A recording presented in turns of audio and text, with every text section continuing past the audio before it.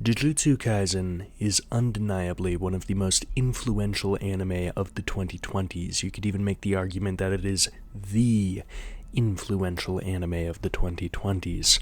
Not only is the manga it was adapted from absolutely peak, but the animation is phenomenal. Super good.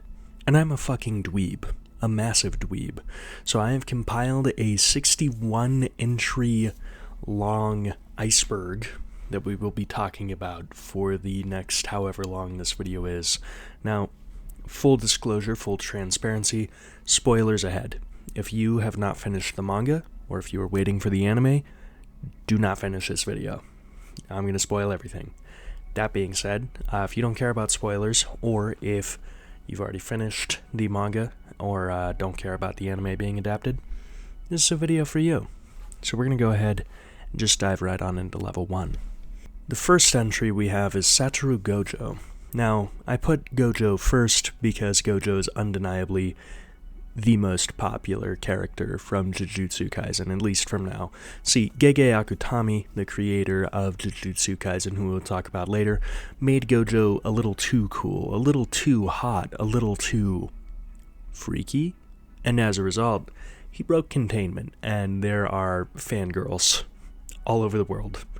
We will be going into how deep that fangirl culture went, but basically a lot of people think Gojo is just like the ultimate male manga sex symbol, you know, like snatched waist, eyelashes, brilliant blue eyes that he can hit that just Oppenheimer stare with, and he's OP as shit. He's cocky, he's confident, he has an ability where basically you can never touch him unless he decides you're going to, and he can launch, bombs.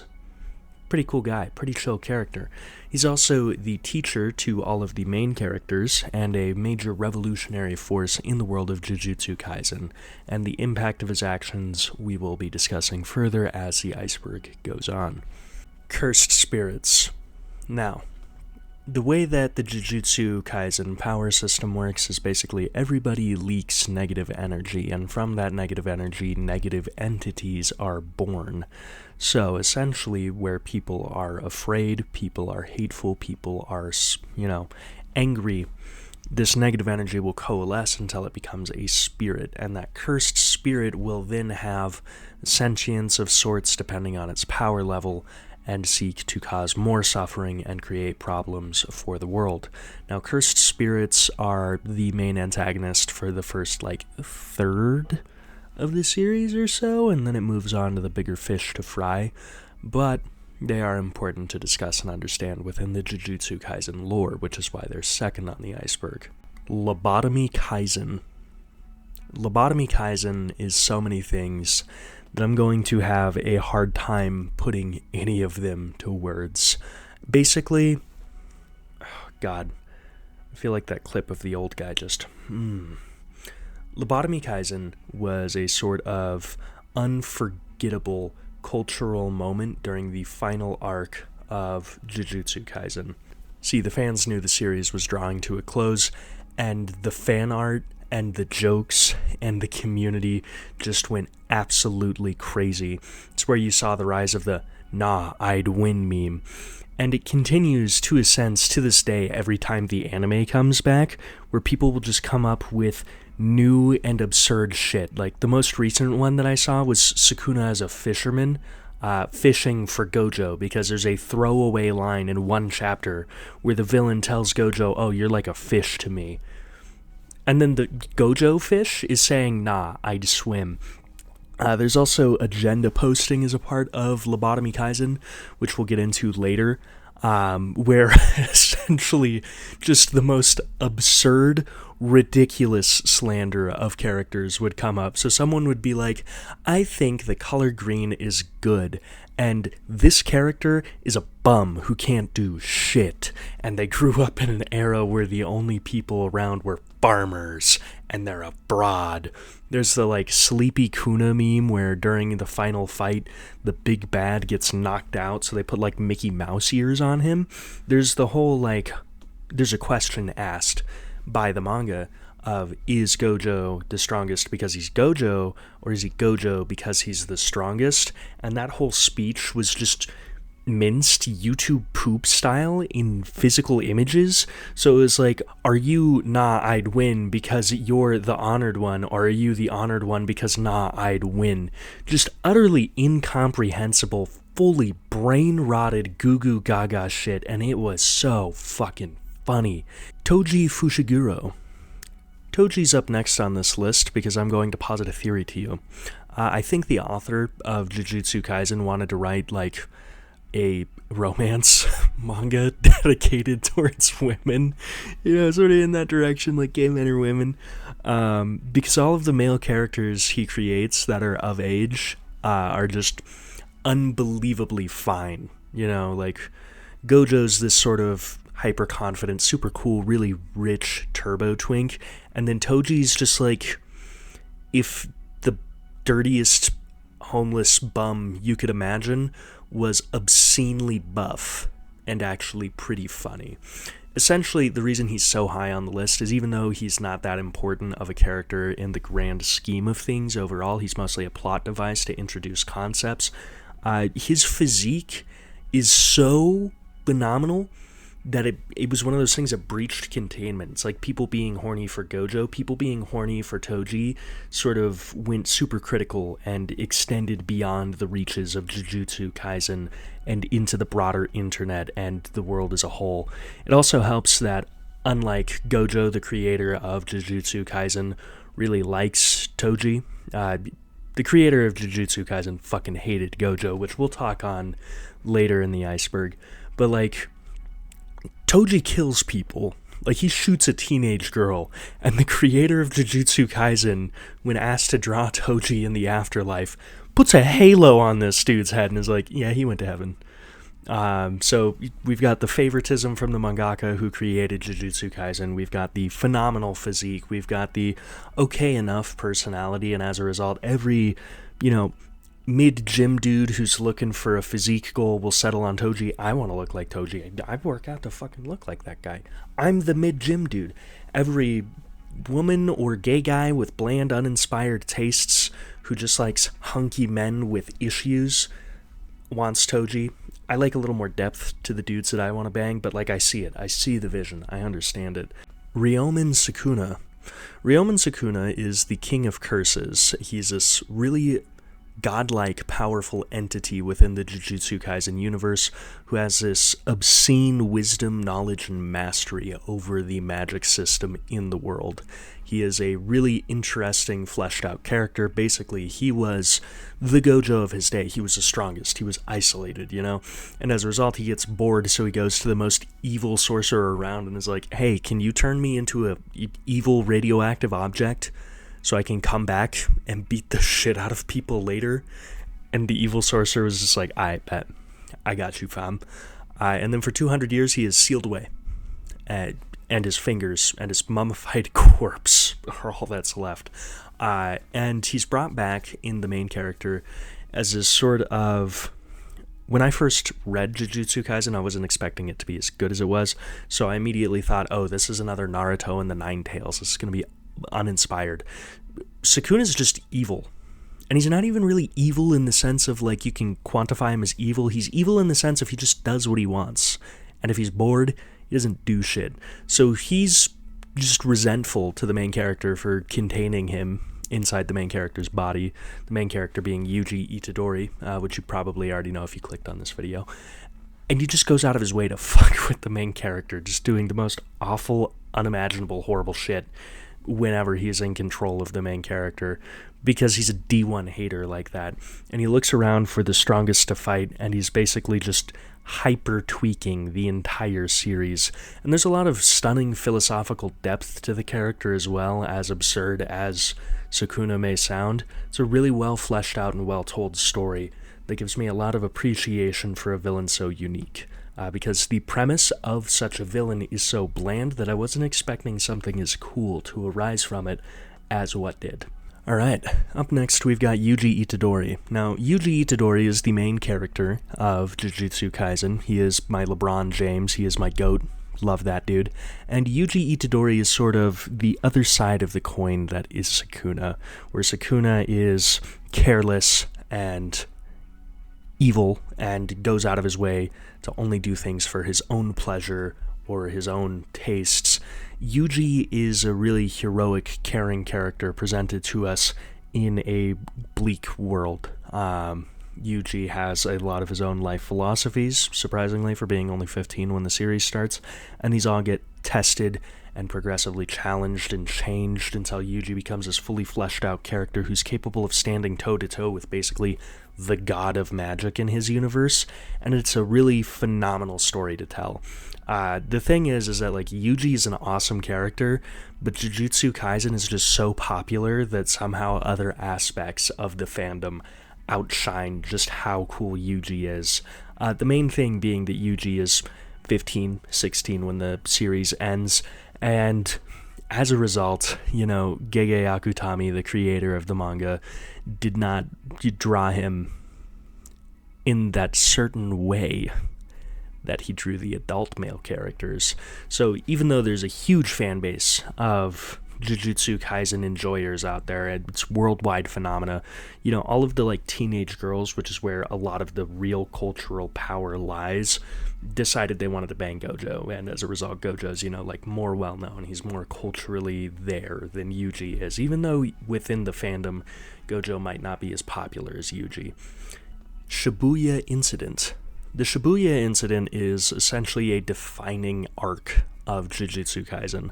When Jujutsu Kaisen first started, it was another shonen, it had the Nine Tails and Naruto trope, it had the busted, overpowered, white-haired, teacher character who wears a blindfold, it had a pair of 3 students who were learning magic, all put together. People weren't necessarily counting on Jujutsu Kaisen to do something super unique or incredibly cool, because there's a lot of things that we've seen in the culture before, right? But the Shibuya Incident was really where the creator of the manga turned the whole thing on its head, where beforehand the series was about tracking down curses and just beating them up, and it was like, everyone's students and they're all friends and things get along. The Shibuya Incident is sort of where all of that just goes out the fucking window. Essentially, the latter 2/3 of Jujutsu Kaisen can be succinctly described as Gege Akutami hates all of his characters and wants to see them suffer, and the Shibuya Incident is where that started. So we straight up see a main character get slimed out, just shit blown smooth off, right? We see a mentor figure to Yuji who isn't Gojo also get slimed out, shit blown smooth off. We see a villain gain a massive power up, and Yuji has this really incredible fight, and he wins that fight, and then, surprise, rather than killing the villain and saving the day, an even bigger villain pulls up and is like, fuck you, fuck yo mama, even though I am yo mama, which we'll talk about later, and just dips, leaving Yuji totally fucked with the world against him, with both of his mentor figures gone, one of his friends straight up dead, and a sort of apocalyptic threat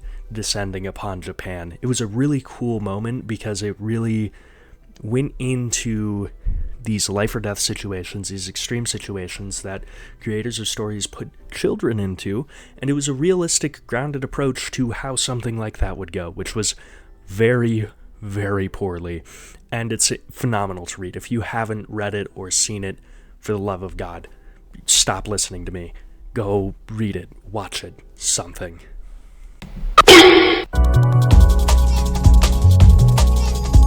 Alrighty, everybody, we have successfully made it through the first entry of the iceberg. Now, the first entry of the iceberg I kept relatively clear because I didn't want to block off the little watermark that the new iceberg creating website leaves on everything. If, for the uninitiated, there was a really cool website where you could make icebergs. It was called kodasicebergs.com, and it was phenomenal. It's sort of where this whole trend started. YouTube, in this particular aspect of Iceberg Explained, wouldn't exist without one guy creating some really cool website and then everyone going onto it and having a great time. And you could collaborate on icebergs, you could share icebergs, and YouTubers went to that website, started explaining it. I created quite a few icebergs. I am pretty confident that I've explained the most icebergs out of any YouTuber ever, sitting with somewhere around 60 or so videos dedicated to individual icebergs being explained, if not more. And it was a really cool community. It was really nice to see. And at the start of 2026 / the end of 2025, it died brutally, unceremoniously. The website was attacked. The owner of the website was like, I don't trust anyone to hand off my creation enough. It's closing down. So I'm dedicating this segment of the video to codasicebergs.com because it is missed. Anyway, I've been rambling on about a completely unrelated side tangent long enough, so little break over. We're going to go ahead and just get back into the Jujutsu Kaisen Iceberg.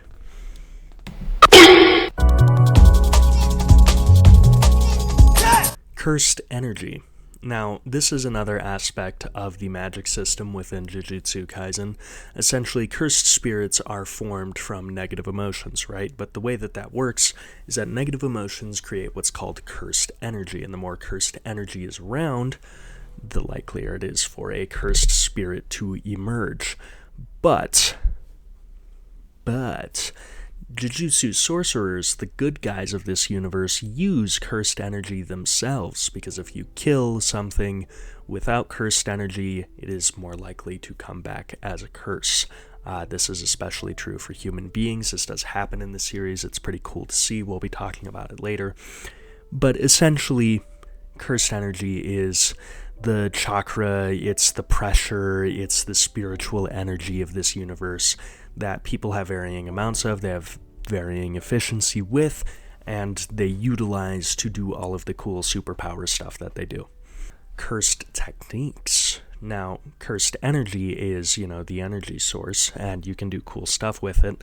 You see things like people reinforcing their body with cursed energy, using it to move faster, react quicker, or be more durable. But ultimately, cursed energy will really only take you so far. As a matter of fact, there is a portion in the series where Gojo goes, yeah, 80% of being a sorcerer is actually just luck and your cursed technique. And cursed energy doesn't really do that much. But what is cursed techniques? Essentially, cursed techniques are the method through which sorcerers, the good guys, or the superpowered people, because not all of them are good guys, in this universe are capable of utilizing their abilities. So it presents in different ways. We do have Gojo, for example, whose cursed technique is infinity, which basically means that he can just generate space-time between him and an object, thus infinitely slowing down anything that tries to touch him. We see the main villain of the series, Sukuna, just have the powers of a kitchen, which is stunningly broken just on account of who Sukuna is. And there's a lot of really unique, interesting powers like that. There's one character that we'll be talking about later in the Iceberg whose cursed technique is gambling. There's another one who, if he says something, you have to do what he says. Or, the people who can bend their blood, or the people who can create a bullet that goes into a gun. A lot of really cool applications for this ability. But in universe, it comes down to luck, genetic predisposition, and how capable you are of utilizing it. So, for example, there's a character with a really busted technique, but she doesn't have good cursed energy, and as a result, she can't do shit with it. Or we have the main villain, who has pretty simple cursed technique, which is cut thing, burn thing. And he manages to become this godlike entity with just cut thing, burn thing, because he's just that good at cutting thing and on occasion burning thing. And there's more techniques like, the 10 shadows or whatever the hell Kirura's got going on with this star point system. There's some pretty cool powers dreamt up in this universe, but not all of them get as much screen time as I think some people would have liked to see, just on account of how short the series is. That's okay, it's cool stuff. Domain expansion. Now, domain expansions are considered the pinnacle of Jujutsu sorcery. Essentially, the cursed energy can lead into a cursed technique, which leads into how a sorcerer fights. A domain expansion, however, is the projection of someone or something's internal world outwards. So rather than using your cursed technique, you are projecting what your soul looks like using a domain, which is a thing that contains stuff, to trap your opponent in an area where you can utilize the full extent of your abilities. And this is presented in a lot of cool different ways. Both sorcerers and cursed spirits get cursed techniques, and by proxy domain expansions within the series. All of the main characters, for the most part, do wind up with a domain expansion. So like Megumi Fushiguro, who we're going to talk about later on in the Iceberg, has a domain expansion where he can sink into his shadows and summon all of his animals at once, and it's really cool. Or, Sukuna has Malevolent Shrine, where he just cuts things even better. Gojo has Infinite Void, where he can project infinity into someone's mind directly rather than just having it surround them by overwhelming them with useless information. There's a lot of really cool, unique stuff, really well fleshed out and thought through. There's some links to Buddhism and the hand signs. There's a lot of philosophy that goes into how the domains function and the characters that they represent. It's pretty cool stuff. There's also, on a much less serious note, the guy who I mentioned whose power is gambling. His domain is just casino with trains. That's pretty funny. That's pretty cool. Anyway, grading system. Now, the grading system essentially defines and determines how strong a cursed spirit or a Jujutsu sorcerer is supposed to be. Basically, it starts all the way down at 4. A grade 4 cursed spirit you could handle with a baseball bat. A grade 3 cursed spirit, if you have a shotgun, you're going to be fine. A grade 2 cursed spirit, you might need a gun. A grade 2 cursed spirit, you might need a tank, but you will make it out. A grade 1 cursed spirit would require bombing the block of the city that it's in, and a special grade cursed spirit, you're just shit out of luck. And it's a really simple way of defining it, really shows the escalation there.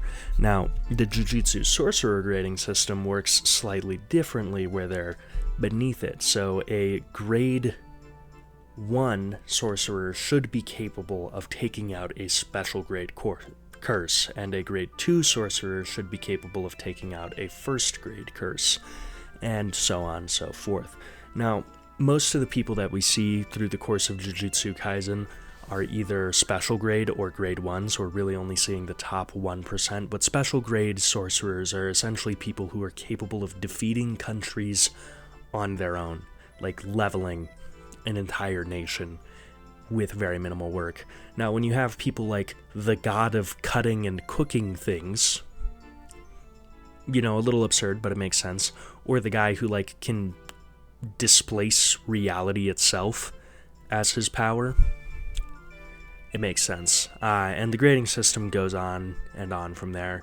But essentially a lot of the characters that we follow in the series are this very top 1% of Jujutsu sorcerers, when in reality, the average sorcerer is going to be way lower down here, and same with the average cursed spirit, but we'll talk more about that concept further on in the Iceberg. Agenda posting. Agenda posting is sort of a offshoot of Lobotomy Kaisen that I find particularly wonderful because it's that spectacularly hateful part of the fandom towards specific characters that is really cool. So, for example, if you were to agenda post about Sukuna, you'd be posting about why Sukuna sucks. In the final fight, Sukuna has to summon essentially 2 henchmen to help him face off against Gojo. So a lot of people are like, oh, Sukuna wouldn't have won if he wasn't babysat by Daddy Raga, Or if you wanted to slander Kashimo, you'd be like, bro grew up when there was no sorcerers, only farmers, barely even landed any hits, did no damage against Sukuna, died promptly to world-cutting slash. If you wanted to slander Yuta, you'd be like, Diddy. If you wanted to slander Megumi, you'd be like, bro's a bum. Or the infamous potential man meme.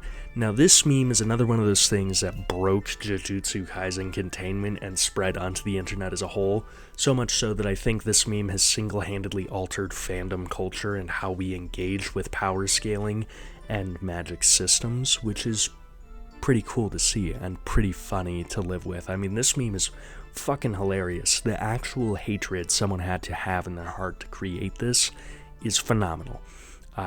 Not for them, I don't think. That must be a sad life. But for me to witness, it's pretty funny. Up next on the iceberg, we have Oi Todo. Now, Oi Todo is another one of those characters that has breached containment, if you will, has spread beyond the greater Jujutsu Kaisen fandom and leaked instead into the very culture of fandom and internet memes itself.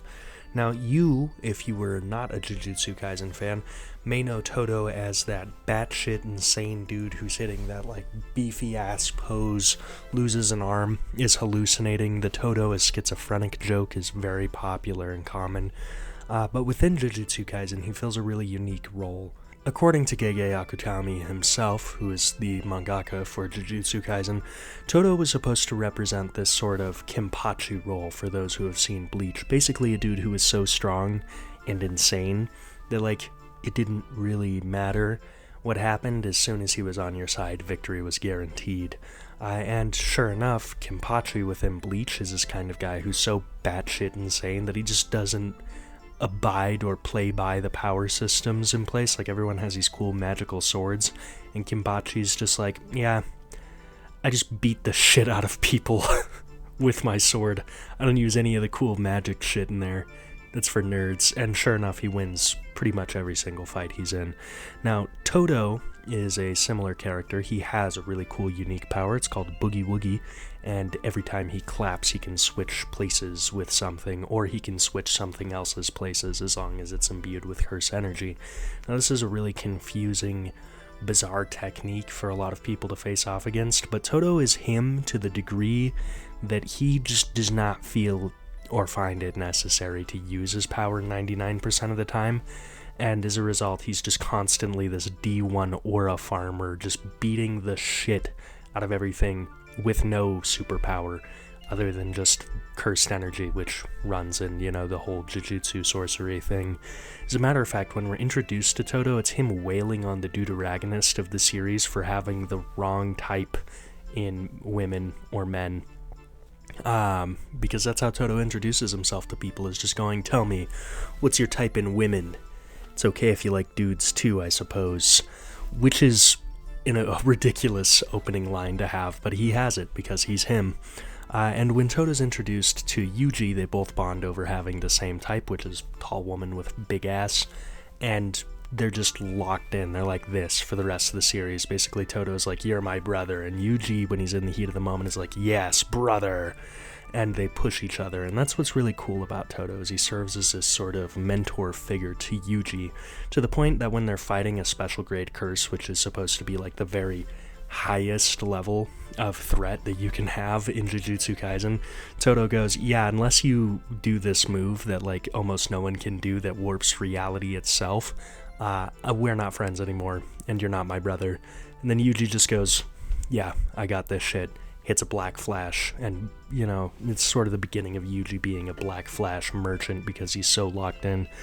Now, Todo also has this really unique role because he is a character that when he arrives, victory is guaranteed. Todo is one of like 3 characters in all of Jujutsu Kaisen to have a 100% win rate, where every fight he's in, he wins. And Todo is also the only character to have participated in fights against every single major antagonist and been crucial to the victory of the main characters.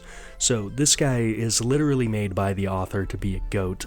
He's literally made by the narrative to be this like unbreakable beacon of hope and progress. And essentially, he's one of the only characters I've ever seen that can quote like Buddhist scripture, and everyone will be like, oh my god, he's so fucking crazy, he's so cool. And you know what, he is so cool. Alright, up next on the iceberg we have Kento Nanami. Now, Nanami is another one of those characters that is so high on the iceberg because he has breached containment. Unlike for Todo, where Todo breached containment for being so awesome and like his physique, his gym goals, and his mentality is crazy, and you can go me and my bro and just include a picture of Todo and Yuji in any post. Nanami is, well, he's more similar to Gojo. You see, there's a lot of thirst. You know, he's this very stoic but compassionate and kind person.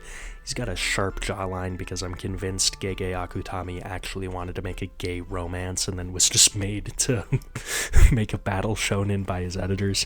And he's beefy as shit.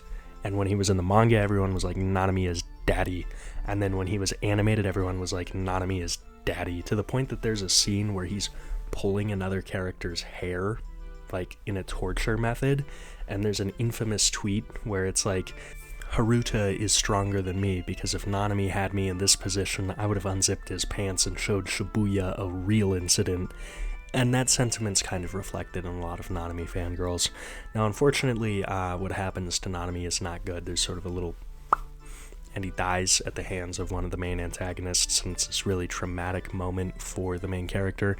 But what he stood as is sort of an in-between between the progress, the radicalism of Gojo, and the staunch sort of willingness to stay the same that the vague higher-up conservatives in Jujutsu Kaisen stand for.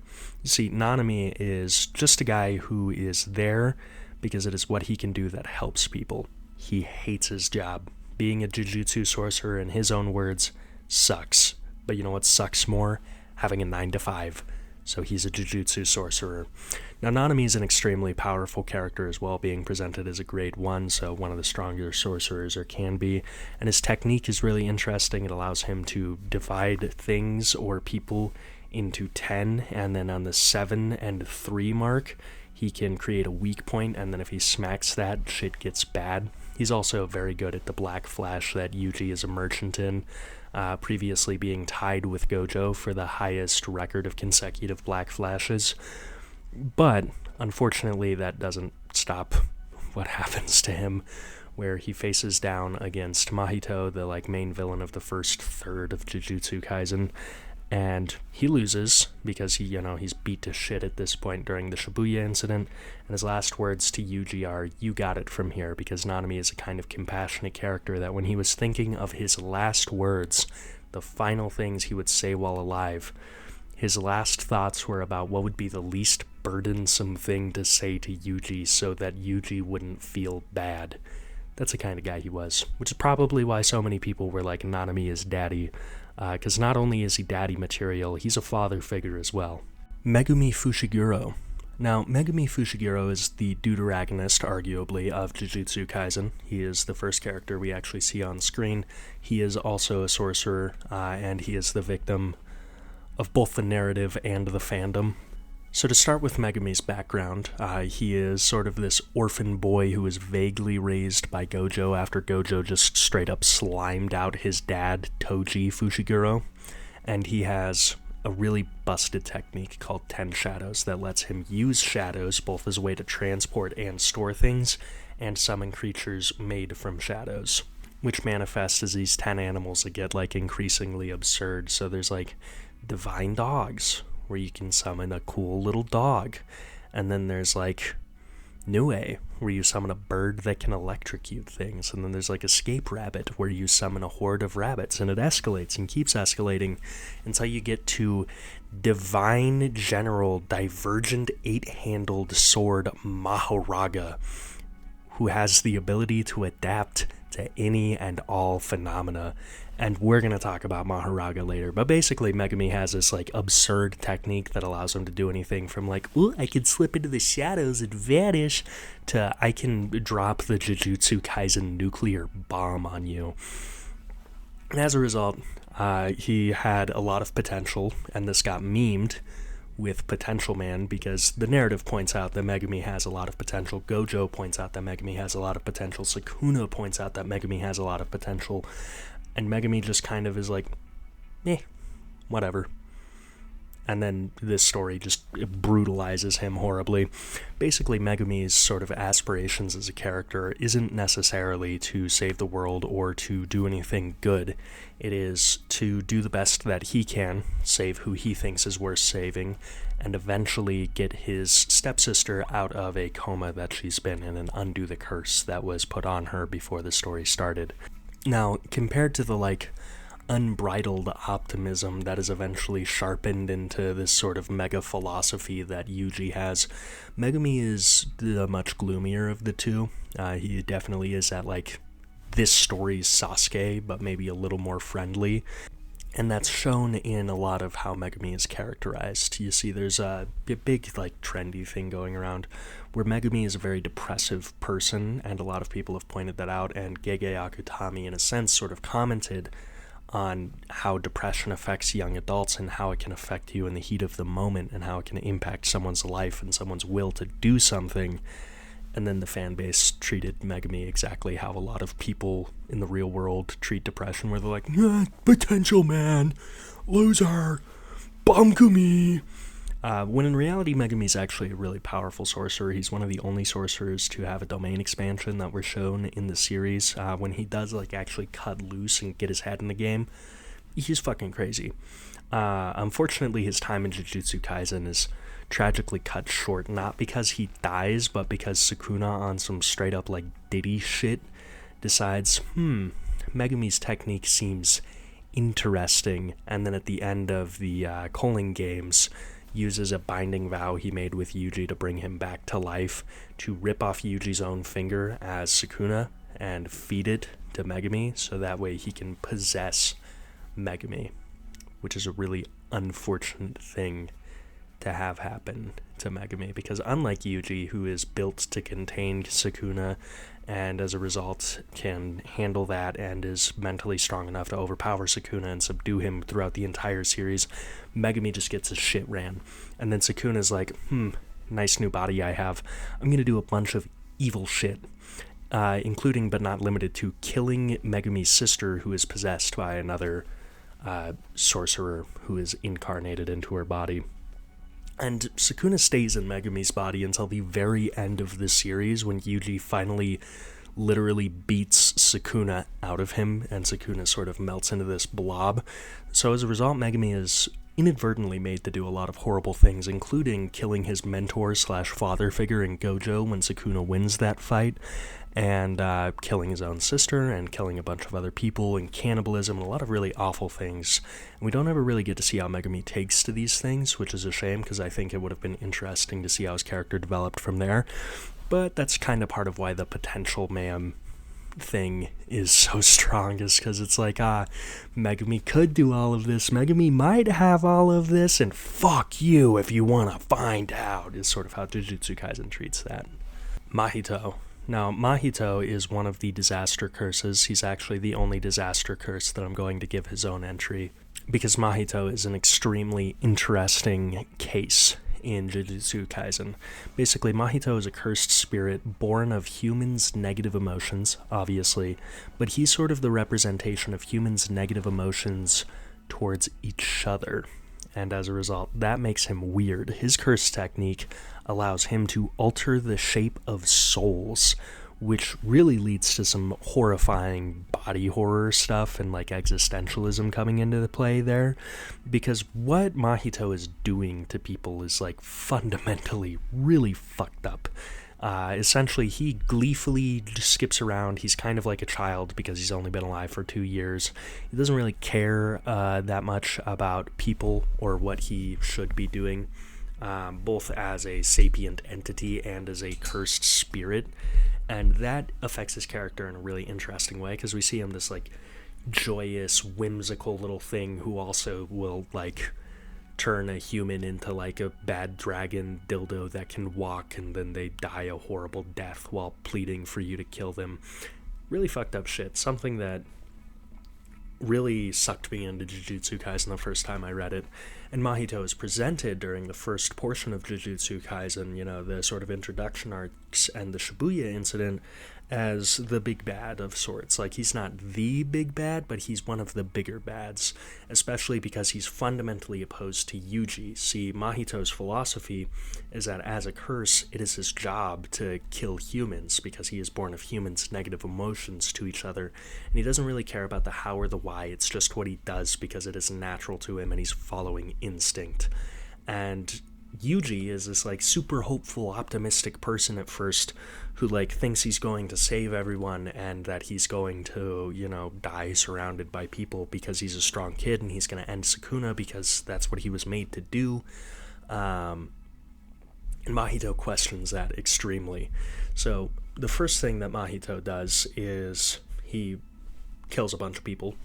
Yuji and Nanami, when they are paired together, because Nanami is a mentor figure to Yuji for quite some time, track Mahito down, and Mahito's like, ooh, look at this, I did horrible things to children, now you're gonna have to fight them. And the kids are like, play with us, but they're actually horrible monsters trying to kill Yuji, and then Yuji has to kill humans, which is something that he didn't want to do.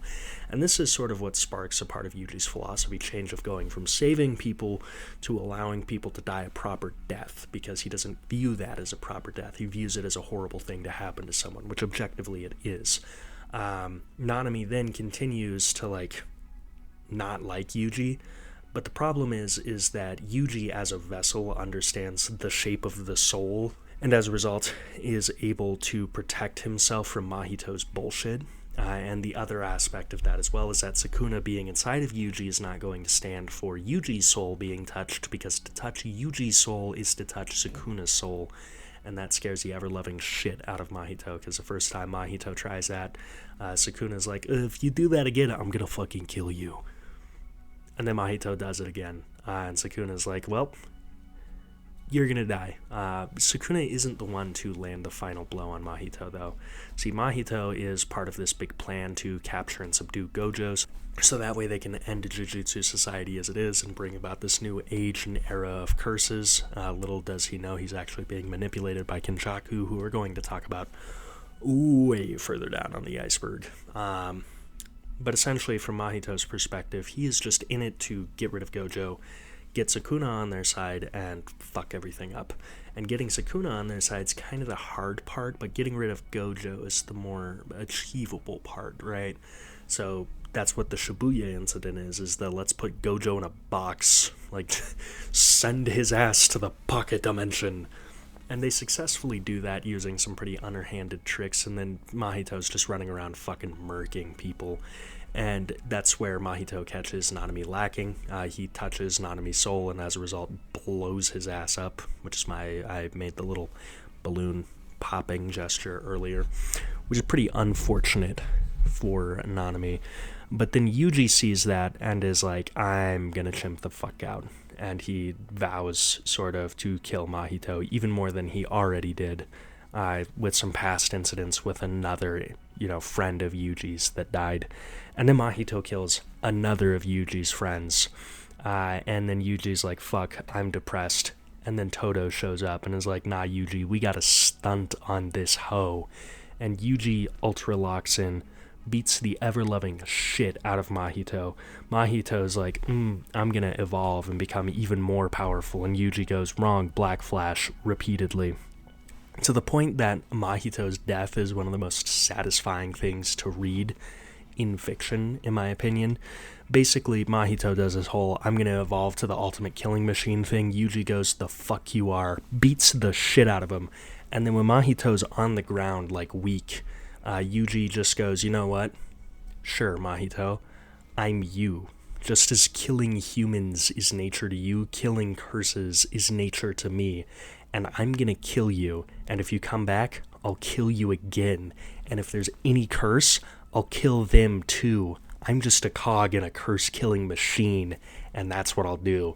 And Mahito screams like a bitch, runs like a baby, sobs, wails. The anime makes it even more aura farming than it already was, and he runs straight to Kenjaku and is like, please save me, as Yuji walks up and is like, yeah, I'm gonna fucking kill you.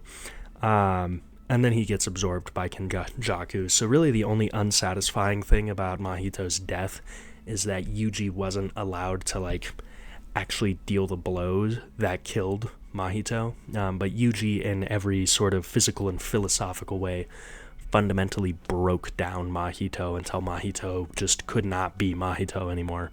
And as a result, we even see, both at the end of Jujutsu Kaisen and in the series that is the sequel to Jujutsu Kaisen, that there is a realm between life and death, where once you die, you can either wait around in this realm or you can go and reincarnate, and Mahito is too afraid of Yuji to go back into reality, which is really funny because, Yuji's like the troll's worst nightmare, where he's just like, if you come back, I will slime you again and again. And Mahito's like, I'm gonna wait, he's gonna die any day now. And then, Yuji winds up being immortal and can't die. So Mahito's just like, any day now, like 80 years after the original series ends, which I find hilarious and also speaks volume to just how fundamentally weak Mahito is, that he can't exist with his philosophy in the same world that Yuji is, because Yuji will just pummel the shit out of him and kill him again. Alright, up next on this iceberg we have Junpei. Now, Junpei is a side character in Jujutsu Kaisen, and he's really only this high on the iceberg because I'm getting into talking about side characters, and also Junpei is a really important part of why Mahito is so impactful to Yuji, which is why he's right after Mahito. Basically, Mahito's ability, Idol Transfiguration, which allows him to fuck with the shape of souls, also allows him to alter body parts, because the body is the soul to some extent, or rather the body fills the shape of the soul, and that's how his technique alters things, because by altering the soul, you're altering the shape of the body that sort of fills the soul as well. Now, this means that he can activate cursed techniques in people who otherwise wouldn't have them, and Junpei is the person that he does this to. You see, Junpei is this sort of really loner kid who sees, 1, Mahito, and 2, sees that Mahito is killing people, and rather than being like, what the fuck, Junpei just decides, you know what, yeah, I'm chill with that, bro, like, that's pretty cool, I didn't like those guys anyway, get them out of here. And as a result, Mahito, in his sort of curious, it's like playing with a tiger, is what Junpei was doing, and Mahito's the tiger, and Junpei's the guy doing that.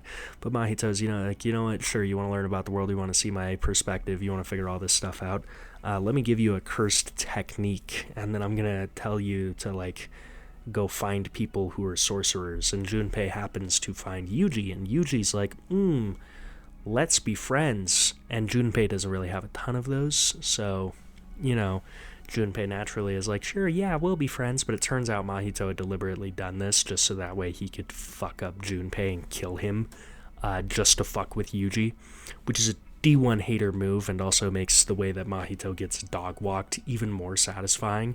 So Junpei is essentially given powers and sent out into the world to meet people, and especially Yuji, and befriend them, just so Mahito can kill him, and it really fuck with the main character, and it's a really interesting but sort of dark dynamic of Mahito being the shepherd, leading this, animal directly into the slaughter by creating it, and then just like, boom, get fucked, because Junpei's on Mahito's side, which is rare for a human being to be like, yeah, sure, you do horrible, awful, evil things. I'm chill with that. He's also 16, so he's a little stupid the way that every 16-year-old is. And then when Yuji's like, but Junpei, we can be friends, we don't have to fight. And Junpei's like, yeah, that's true. I'll see, like, what about Mahito? And Mahito pulls up and is like, actually, get turned into a weird, fucked up little creature that and kill Yuji, but Junpei unfortunately cannot handle it and dies, and that's when Yuji's like, actually, you know what, I hate you, I hate the way that you talk, I hate the way that you walk, I hate the way that you dress, surprised you wanted that feature request, on some, Kendrick Lamar Euphoria shit. Maki Zenin. Now, Maki is a really interesting character because I believe that this kind of character is extremely unique to this specific genre of shonen anime, specifically the fact that she's a woman, but also what she represents. Now, the Zenin clan, despite being called the good people, is what their name loosely translates to as far as I know, are actually horrible pieces of shit. They're one of the most prominent clans in Jujutsu sorcery, and the reason behind this is because they have a lot of powerful techniques, and as a result they do some weird kind of eugenics shit even though cursed techniques are a lottery where they're constantly trying to have like the strongest sorcerers. And of course, because they're, an old-timey clan, they think the strongest sorcerers are men. So that's a problem. And two, they think the strongest sorcerers are the ones born with the most powerful innate techniques. And as a result of that, when a person is born and they're not a man, they're already like, don't be a sorcerer, or like, you should just be a servant. And two, when a person is born into this clan and they don't have a technique, they're like, wow, this is a failure, because how are you supposed to breed with another member of the Zenin clan to produce an even more powerful sorcerer? And Maki is born into this clan. She's born as a twin, and that's a big problem, because within Jujutsu sorcery, twins are sort of a bug in the system, specifically identical twins, because identical twins are viewed as the same exact person by Jujutsu sorcery. So already, if you have an identical twin in the world of Jujutsu Kaisen and you want to be powerful, that's going to be directly linked to your twin. And if your twin's not on the same page as you, you're super fucked. And also certain things are given to one, but not the other. So, for example, Maki has a twin named Mai, and Mai has the cursed technique and all of the energy, but she's kind of weak. And Maki has part of what's called a heavenly restriction, which is a thing we'll be discussing later on the iceberg, which makes her super strong, but she can't even see cursed spirits, so she's just like a regular-ass person who can use Jujutsu sorcery to make herself stronger, and that's it. And she has to wear a pair of glasses to see spirits, and she has to have a weapon that has a cursed technique or cursed energy imbued into it to kill them. And as a result, the Zenin clan is super not about that. So the Zenin clan's like, we're going to make your life hell. And Maki's like, how about go fuck yourself? I'm going to go be a sorcerer. And the Zenin clan's like, we're going to make your life hell, and we're going to torture your sister and make her be a sorcerer as well, purely to fuck with you. And then Maki's like, whatever.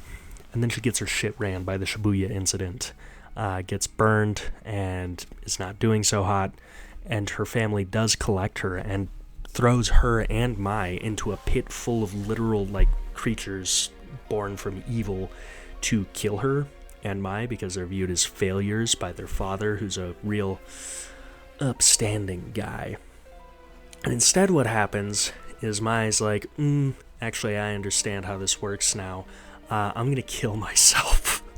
And Maki's like, yo, what? And Mai's like, yep, I'm taking the technique and all of the energy with me, and as a result, you're going to have a full heavenly restriction. But the thing is, if someone has a complete heavenly restriction, no Jujutsu sorcery, they get like a god-tier superhuman body that majority of Jujutsu sorcerers cannot compete with, keep up with, or fundamentally hope to in any way battle and win. Sort of thing that only the top 1% of sorcerers can even deal with. Majority of sorcerers are going to see something like that and be like, what the fuck, and then die. That's what makes these kind of characters in this world so dangerous. So Mai kills herself. Maki's like, dude, what the fuck? And Mai's final request to Maki, after basically killing herself and using her technique one last time to give Maki a really cool weapon, is destroy it all, because as we mentioned, the Zenin clan are not exactly good people, and they didn't do good things to women. And what I say by that is that there's a lot of implied rape, there's a lot of implied abuse, there's a lot of implied torment, there's a horrible misogynistic mindset that imbues the clan, there's this horrible mentality around the future that imbues the clan, there's this terrible selfishness that's in a lot of the higher up members of the clan. And sure, most members of the clan aren't actively doing these things, but all members of the clan are complicit in these things by continuing to allow them happen and continuing to be subservient to the people who perpetrate these things. So Mai's dying request is destroy everything. Maki is like, oh shit, this is super not good. So as a matter of fact, she does go back, because she kills her dad when she leaves the first time. She goes back, she kills everybody, massacres the entire Zenin clan, including her own mother, to the degree that the clan is now considered functionally useless and no longer a part of the big three. She just kills them all. And this is a really cool thing to see, because within the world of shonen and within the world of a lot of stories, we don't see a lot of actually powerful female characters, but Maki is in the top 1% of the verse, and she has this really important part of the story thematically and pacing wise, because she massively impacts the world by wiping out the Zenin clan and a ton of really powerful sorcerers who, albeit were shitty people and had their own terrible motives, thus allowing the main characters to progress in their own way towards their goals. But she also becomes this sort of piece on this bit of societal commentary about how awful things are perpetrated generation by generation, and sure, it's not everybody, but everybody can be complicit in that, and Maki just burns it all down. It's a message that I actually think is pretty good to have. Maybe let's not literally do exactly what she did, because I don't think most people watching this video can use a sword. I can, that's why there's one on my wall back there. But figuratively, a lot of things in the world do need to burn, and a lot of things in the world have they do need to be destroyed, such as the natural course of things. And I think it's really cool to see a character, especially a female character, commenting on something like that, because a lot of the things that need to be destroyed are things that negatively impact women, minorities, the weak. Essentially, I'm God's wokest soldier, and Maki is speaking directly to me and beaming the idea of jihad into my brain. That's a little bit of exaggeration. Please don't put me on a watch list, but you get the gist. You understand why I like the character. Maki represents standing up for the weak, and she does that in a way that isn't belittling to her or other women. It isn't in a way that causes her to rely on anyone else. It removes this narrative that women are objects that need to be saved by giving her agency within a story, which is a really rare thing to see this kind of story, or any kind of story, have for a female character. And I'd argue that she's one of the better written characters in fiction, which is really funny, because a lot of people will be like, Gege Akutami wrote a woman, it sucks. So yeah, let's see Oda, the author of One Piece, let's see that guy write Maki Zenin. Up next on the iceberg, we have Yuta Okotsu. Now, fun fact about Jujutsu Kaisen, Gege Akutami, the mangaka that I keep referencing, who wrote Jujutsu Kaisen, say it with me, Gege Akutami, who wrote Jujutsu Kaisen. Take a shot every time you hear that and develop alcohol poisoning as this video progresses. Had the idea for Jujutsu Kaisen for a few years. I mean, everyone who's ever created something that goes on to be a global phenomena and success like this has had the idea for a few years. But when Jujutsu Kaisen was first pitched and first serialized and first published as Tokyo Technical Jujutsu School, I believe is what it was called. I'll have it on screen. Yuji wasn't the main character. Yuji didn't exist yet. Megumi didn't exist yet. But you know who did exist? Was Yuta Okotsu, Gojo, Gato, and Maki and Panda. Panda's not on this iceberg because he's a panda, but we'll talk about him later. Now, Yuta was the first main character of Jujutsu Kaisen, and as a result, he kind of has this reputation in the fandom as being Gege's favoritist little special boy. You know, he looks like he's haunted, he looks like a line chef, he looks like all of the most absurdly attractive women you know would be thirsting all over him if you were in high school, because he is a minor. He's a popular guy in the series and outside of the series. Now, he's not quite on the, heavenly restriction body levels that Toji and Maki are on, where people are like, oh my god, I must look like them.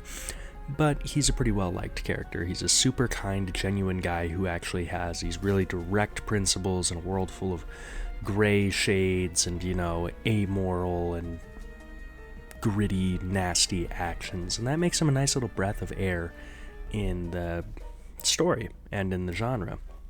However, the fraud accusations this man captures are absurd. Some of the most ridiculous memes I have ever seen from a fandom have been produced about Yuta Okotsu. One of the only comparisons to Epstein ever in media is to Yuta Okotsu. So for some background about Yuta, basically when he's introduced to us in what later goes on to be called JJK0, which is a prequel to Jujutsu Kaisen, he is followed by this cursed spirit. And this cursed spirit is of this girl that he was friends with when he was 10, but he was like a little more than friends, you know, it was like, oh, it's my girlfriend, but in the way that you do when you're 10 when it doesn't mean shit. And they promise to get married. And then she gets obliterated by a truck. Typical. I hate when that happens to my 10-year-old friends. That sucks. And she follows him after death. You get some really cool lines like love is the most twisted curse of them all from Gojo and some other stuff. But basically, Rika, Queen of Curses is what she's called, is this really busted, broken, cursed spirit that is attached specifically to Yuta. Now this is important, because Yuta does have a cursed technique, and it turns out this cursed technique is the ability to copy the technique of anyone he consumes. Now, without a cursed spirit that was super OP and busted following him around all the time, this actually would only be as good of a technique as Yuta sort of allowed it to be with min-maxing and training, because the human brain can only store up to 4 techniques. However, with Rika following him around, one, Yuta doesn't have to eat stuff, he can just share his technique with Rika, who's technically a Shikigami, which is a creature that Jujutsu sorcerers can create and summon, and Yuta did create Rika as a Shikigami. And as a result, he can share his technique with her, she can eat the stuff, and she doesn't have the limitations of a human brain, so she can store as many goddamn curses as Yuta can find. And as a result, this means that Yuta has just this absolutely massive database and storage of cursed techniques that he can whip out at any given moment. Dude could pull up with someone else's powers, run your shit, change powers 20 times in a day, keep running your shit. He has a massive amount of cursed energy and a very odd aura about him, as noted by some of the other characters. And it makes him a legitimate threat. Depending on how you want to count his fight stats in the series, he goes 6 wins, 1 loss, and a lot of people might contest that 1 loss thing, but that 1 loss is to Sukuna. See, Yuta, the bush camper, obliterates Kenjaku by hiding in a bush and then just sniping his ass at the end of it, very clever, then goes and joins the battle against Sukuna, gets his shit wrecked, gets cut in half.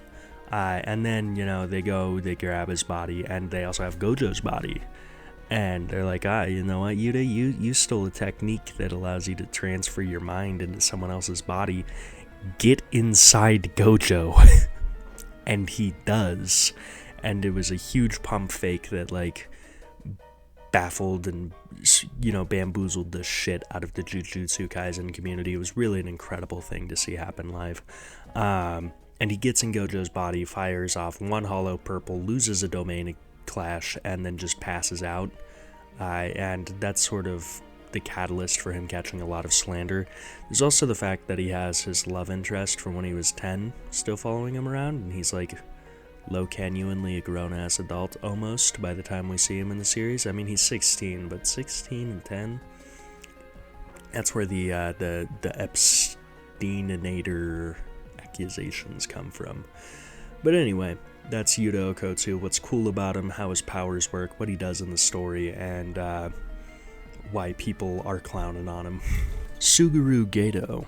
Suguru Geto is one of the 3 first main sorcerers that we're introduced to who has the grade of special grade alongside Yuki Tsukumo, who we'll talk about later, Gojo Satoru, who you already know about, and obviously himself. Now, these first 3 special grade sorcerers that we're introduced to all serve an interesting and unique role in the story. See, Yuki has this idea that she is going to, rather than battling curses, sort of treat the problem at its cause by eliminating a society that creates curses altogether, either by figuring out how to give everybody a complete heavenly restriction, or by figuring out how to get everyone to control their cursed energy and studying the soul, and a lot of really interesting stuff that isn't explored upon as much as it could have been. Thank you, Gege Akutami, very cool. And she presents this really interesting philosophical conundrum. Gojo is an in-between. He doesn't view the world society as the problem.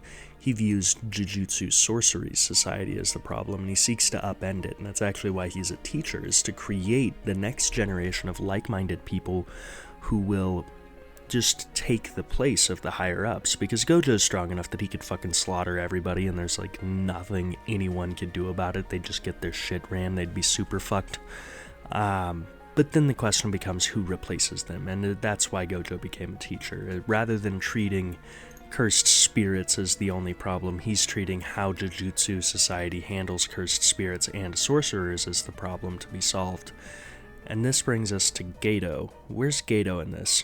See, Geto, like Yuki and Gojo, see how much it is that sorcerers suffer. They go through a lot of suffering themselves. They see the ingratitude of the world. They see all of these horrible, awful things. And Geto in particular is stuck with the shitty end of the stick. See, Yuki's ability is to make a black hole and fuck with gravity. Gojo's ability is to fuck with space-time itself. Geto can eat curses, and it doesn't taste good. And he doesn't have a good time with it. And once he's ate the curses, he can control them, their cursed technique, and, release them in sort of like Pokemon. Geto's a Pokemon trainer, and that's why he's special grade. Now, Gojo obviously surpasses Geto after battling Toji and winning, and Geto is sort of left in the dust, and then he's just sort of downward spirals. I mean, after the events of the Hidden Inventory arc, which is where Gojo and Geto's rescue mission gets absolutely slimed out right in front of Geto's eyes, and then a bunch of people clap at a teenage girl getting shot. Neither of them is doing too well, but Geto in particular is not doing well, because where Gojo chose to look to the future, Geto chose to reminisce on the past, and he becomes disgusted with these people he's risking his life constantly and seeing his friends die to save. And Geto approaches the problems of society, similar to how the other special grades do, rather than seeking to treat the problem at its cause or treat the cause at its problem, the way that Yuki and Gojo do.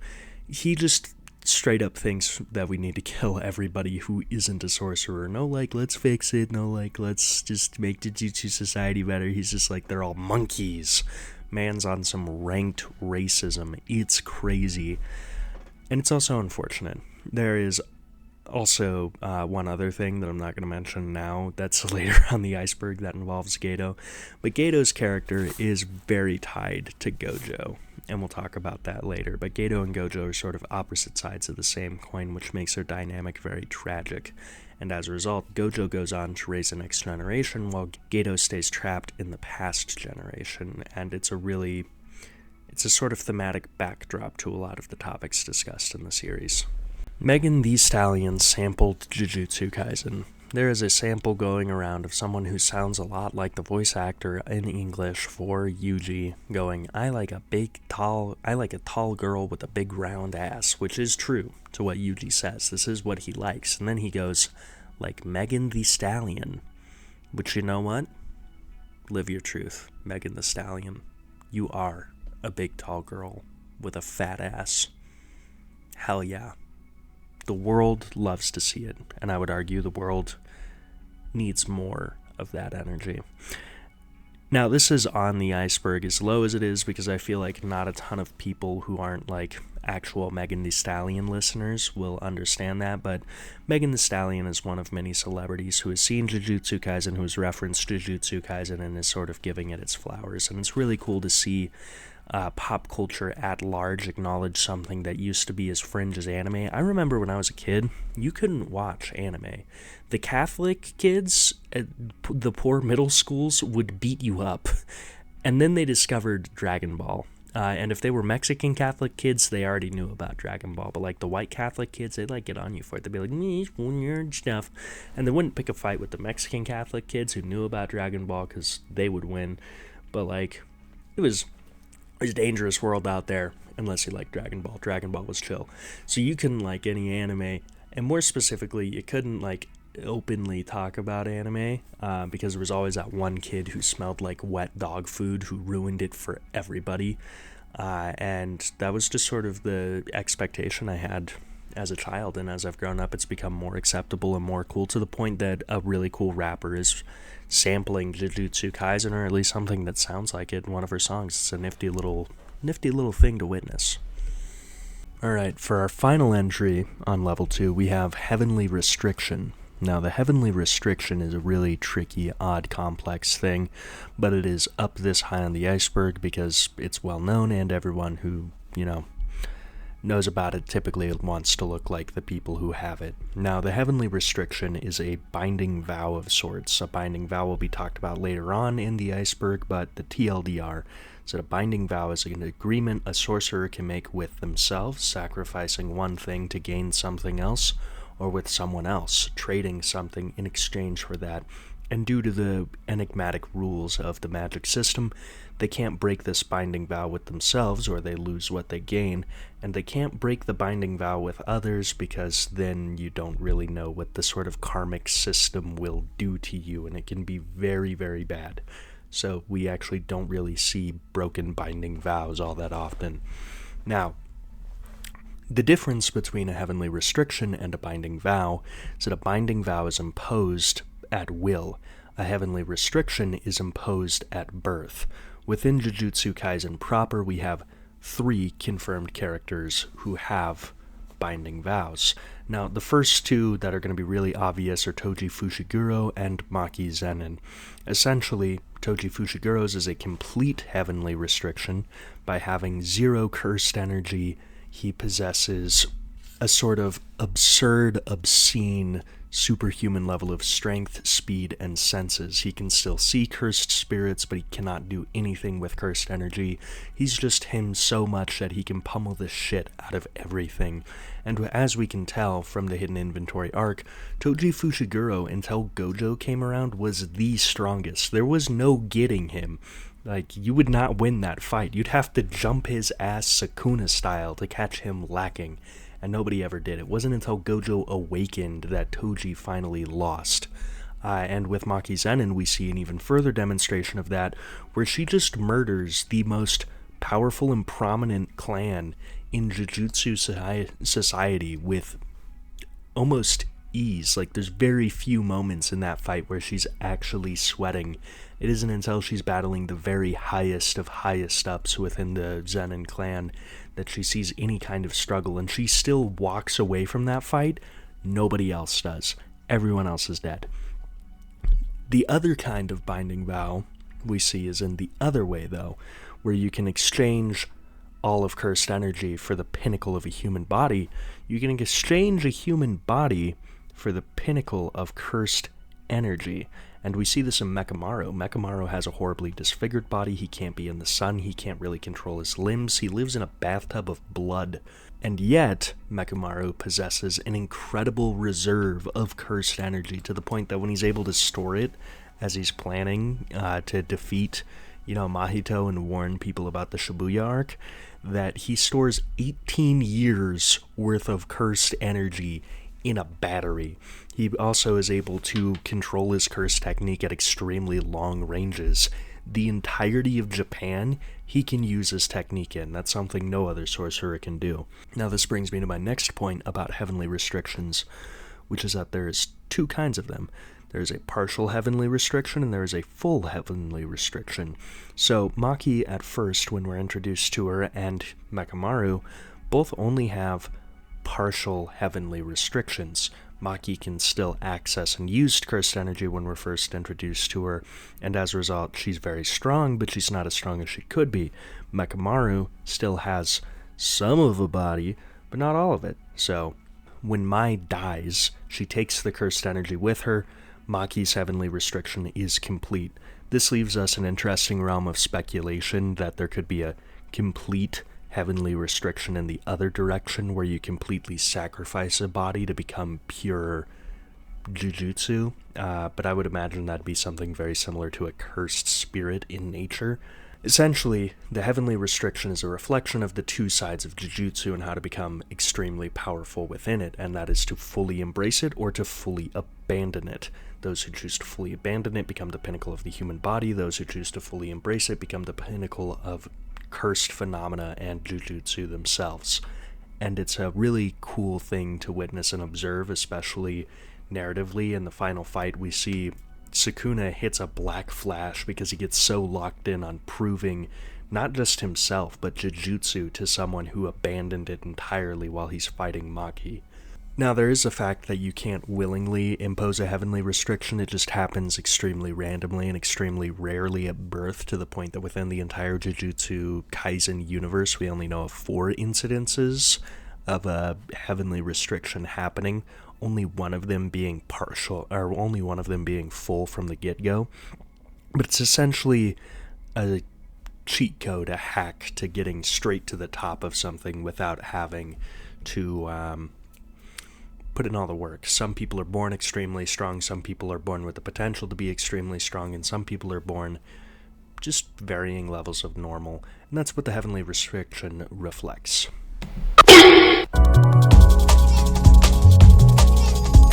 Now, you may have noticed, if you were watching the little red bar on YouTube, something that me, who is recording, did not, which is that this is going to be a 2-parter. There's going to be 2 parts of this iceberg. Essentially, with my upload schedule, the next part of this iceberg is going to come out in literally just a few days. And the reasoning behind this is that, 1, this video is already huge. My computer gets very mad at me when I try to make things that are super long. And 2, this is taking me forever to record. So I'm just going to wrap up the recording here and save the rest of it for when I can actually sit down and do it all in one go. You may have noticed that I've worn like 3 different outfits during the recording of this. That is because I've recorded this on 3 separate days that I've had the availability to. You may have also noticed that like there's some scene changes and room decor differences between when I started this video and now. That is because the life is going on. Right now I've been recording this video for about a week. So I'm just going to save myself some editing trouble and edit it now. That all being said, thank you all so much for watching. If you are new here and you liked this video and you want to hear me talk about more stuff related to Jujutsu Kaisen, go ahead and subscribe. If you don't want to do that, don't subscribe. Pretty simple. If you're not new here and you want a new way to support the channel, please, please, please feel free to check me out on Patreon, on Ko-Fi, on any of my other platforms that I do any work on, my film studio, my writing stuff. There's probably some music that I'm going to try and release sometime this year because I'm delusional like that. And every view, every like, every comment, every mention, every share helps a lot. This is something that I love doing. This is something that I want to do. When I'm not actively creating something or recovering from having created something, all I am thinking about is the next time I get to be creating something. This is what I live and breathe for. It's what I love doing. And that's why I'm happy to say that I am extremely happy with how this year is coming and going for my content creation, and it's also why I am happy to drop the sort of line that every fucking DJ or up-and-coming musician or up-and-coming anything drops ever when making something, which is big things coming soon. So that all being said, thank you so much for watching. Have a great time, and until next time, memento mori, but more importantly, memento vivier.